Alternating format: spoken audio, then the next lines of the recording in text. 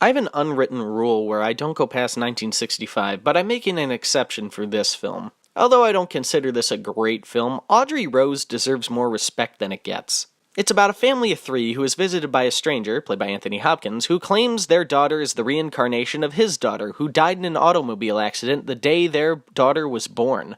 Far-fetched? Yes. Idiotic? Not entirely. The biggest mistake people make while going into this film is expecting a horror film, and after about 20 minutes, they start comparing it to The Exorcist. To me, the film is about coping with the loss of a loved one and the denial people can go through when trying to get over a traumatic event. Anthony Hopkins is the most interesting character because we constantly question whether or not to root for him. We sympathize with him because he lost his daughter suddenly and just wants her back, but at the same time we realize how dastardly it is when we realize his plan is to steal the couple's daughter. Marsha Mason's character is essentially the audience, trying to piece together what the heck is going on. But the best performance is from Susan Swift, who plays the daughter who allegedly has the soul of Audrey Rose inside her. Most people just see her performance as just random screaming, but trust me when I say there's a little more to it than that. She portrays an internal struggle between two souls trying to occupy the same vessel, and because of this, she's in great pain. Every time she's on screen, you feel horrible for her because you know there's nothing her parents can do. It's just something that happens.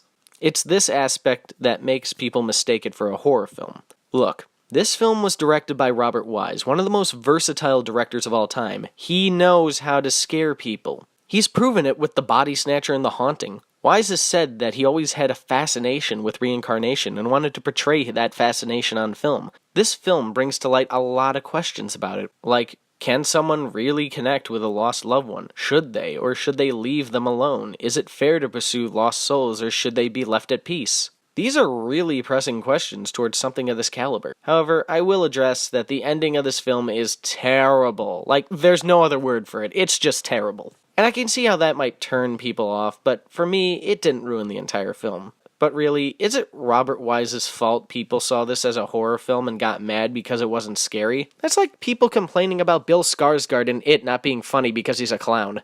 That wasn't the intention, people! Maybe if people watched this film again with a different frame of mind, they'd see what Robert Wise had in store all along.